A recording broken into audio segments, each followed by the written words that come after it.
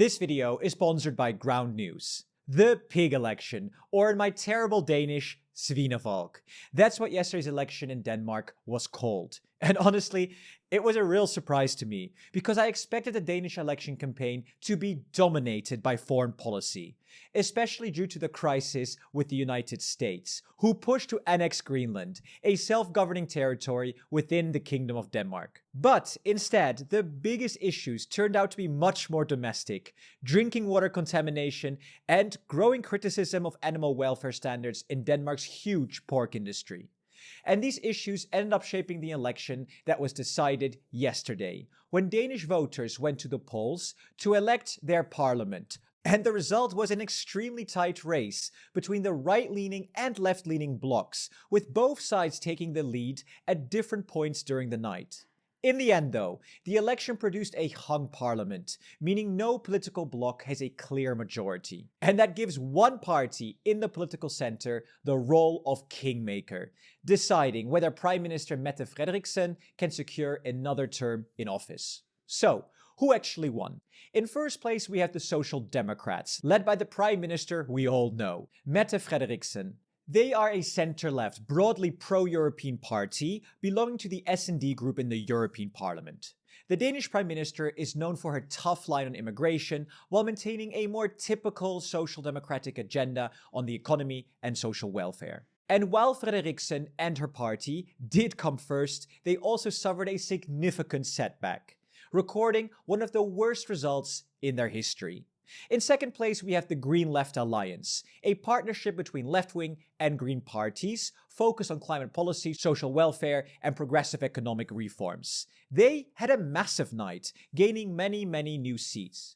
In third place, we find Venstre, a conservative party that was part of the previous coalition with Frederiksen. They also lost a significant number of votes, actually their worst in their history, but still remain the strongest party among the right-leaning bloc. And in fourth place, there's the Liberal Alliance, a right-wing liberal party that supports lower taxes, a smaller state, and more market-orientated reforms. In fifth place, there's the Danish People's Party. They are a far-right populist party known for their strong stance on immigration, national identity, and a more skeptical approach to further EU integration.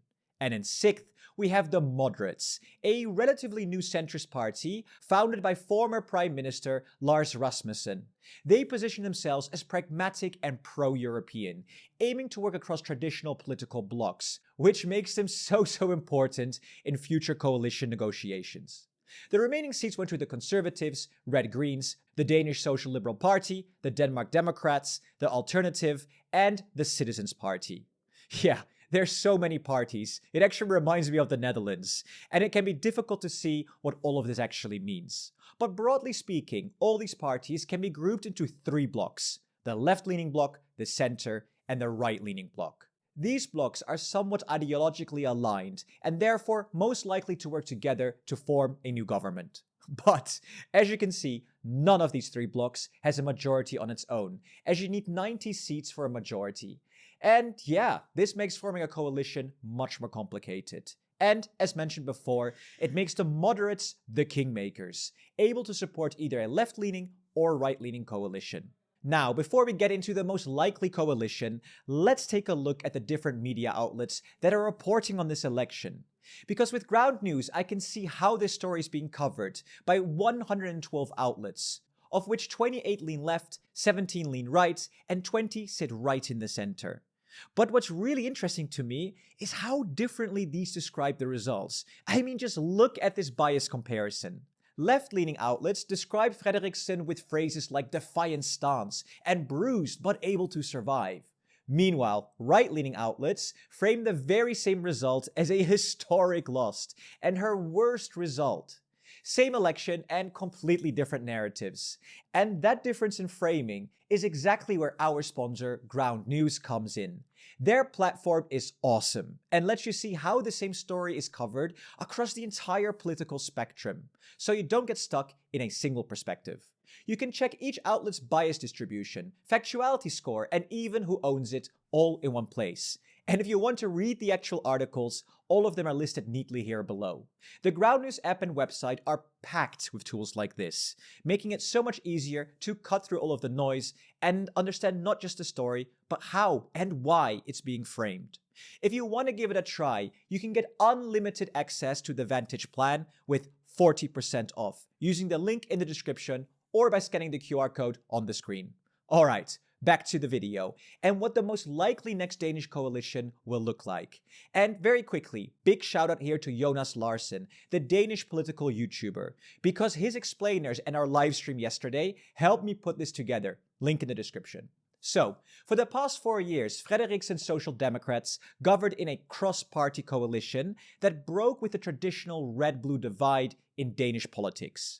The government included the center-left Social Democrats, the centrist moderates, and the center-right Venstre. But these parties no longer have a parliamentary majority. So, for such a grand coalition to continue, it would need to expand. And that would mean bringing in parties like the Social Liberals, the Green Left Alliance, or possibly the Conservatives to secure enough seats. And this appears to be the preferred option of moderates leader Rasmussen, who has repeatedly called for cooperation across traditional political blocs. As he put it on election night, "Come down and join us. You're standing out at the corner flags. We're in the middle. Come and play with us." The problem, however, is that many of these parties have already ruled each other out. Venstre has rejected cooperation with both the Social Liberals and the Green Left Alliance. The Green Left Alliance has ruled out working with Venstre and the Conservatives. And the Conservatives have also signaled they do not really want to govern together with the Green Left. So yeah, in short, not many natural allies for a broad centrist coalition.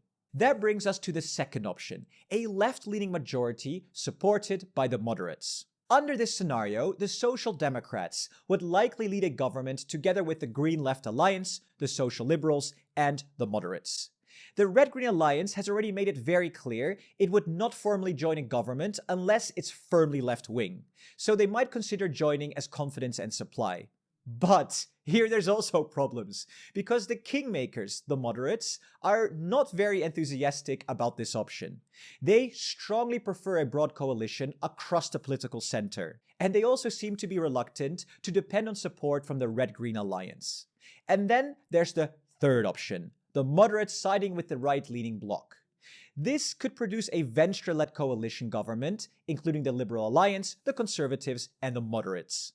Such a government, though, would have to rely on confidence and supply from the Danish People's Party, the Denmark Democrats, and Citizens Party. Yeah, so many parties here. And again, there are so many complications. Because the moderates have expressed reluctance to cooperate closely with the Danish People's Party, and they would definitely not work with the Citizens Party.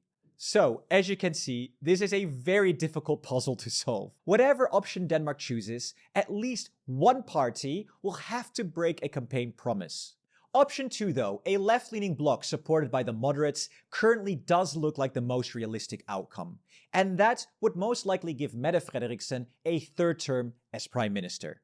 This is what I think. Personally, I think Frederiksen has been quite strong on foreign policy.